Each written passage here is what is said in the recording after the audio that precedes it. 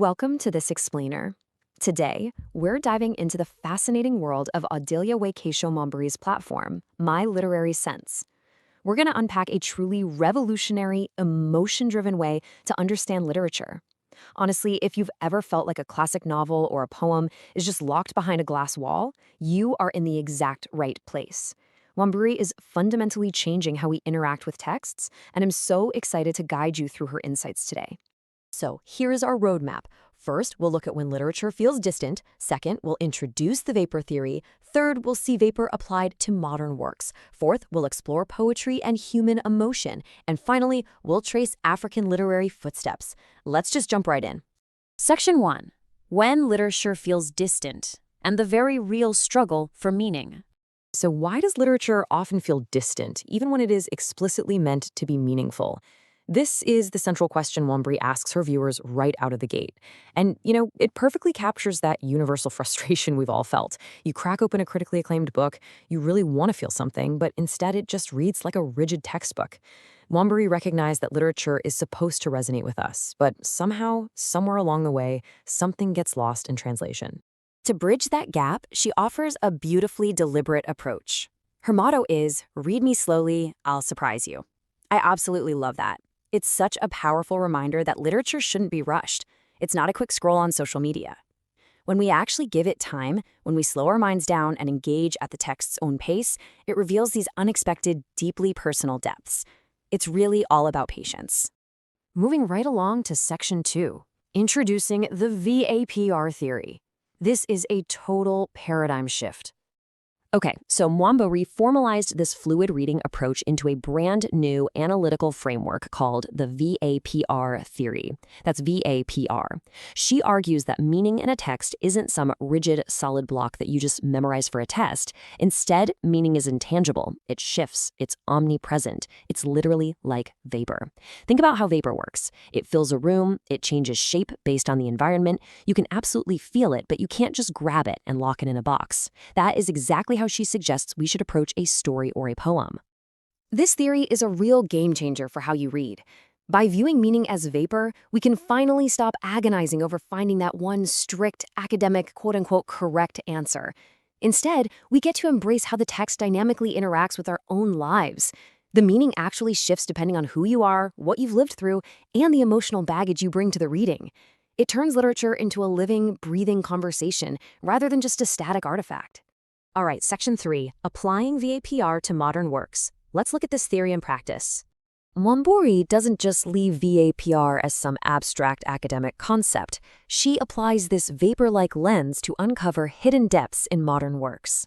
For example, she dives into Chimamanda Ngozi Adichie's novel Dream Count, revealing the concealed VAPR theory operating right beneath the surface of the text. She shows exactly how the novel's themes shift and permeate the reader's mind. She also decodes complex poetry, like a piece titled Firmly Fragile. It just goes to show that this framework isn't just for reading. It's a highly practical tool for actively unlocking the emotional core of modern writing. Which brings us to Section 4, poetry and human emotion, the true emotional core of it all. Now, in her analysis of that poem, Firmly Fragile, Wamburi posits this incredibly fascinating thesis. She argues that poetry actually understands human emotions way better than we understand them ourselves. I mean, really think about that for a second. We constantly struggle to articulate our own sadness or joy or existential angst. But a perfectly crafted poem, it captures those messy feelings and holds a mirror right up to our souls. It's like poetry acts as the ultimate translator for the human condition. And she vigorously defends this emotional core against modern threats. She champions genuine human connection, whether that's through organic, celebratory events like World Poetry Day at USIU Africa, or capturing profound cultural and political moments, like eulogizing Raila Amolo Odinga in the poem Baba wa Barabara Defu. But perhaps the most striking part? She exposes the major flaws of AI. She shows what happens when artificial intelligence tries to interpret deeply human poems like her piece Firmly Fragile Yin Yang.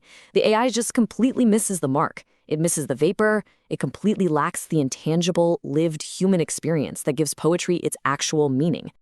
Okay, final section, Section 5, tracing African literary footsteps and building the historical foundation. To really ground these ideas, her popular Tracing Our Footsteps series meticulously charts the evolution of African literature. We start at Era 1, with the rich oral traditions of pre-colonial Africa. Then we move into Era 2, the colonial period, which obviously introduced massive shifts in language and narrative. That flows right into Era 3, the modernism period, which she calls the fourth footstep, all the way to Era 4, the final footsteps of postmodernism. Laying it out like this is absolutely crucial because it shows us that African literature today doesn't just exist in a vacuum. It is the brilliant culmination of generations of voices, struggles, and triumphs. And this really brings us to her overarching mission, which is captured perfectly in two of her go-to phrases, simply a literature lover and relevantly African.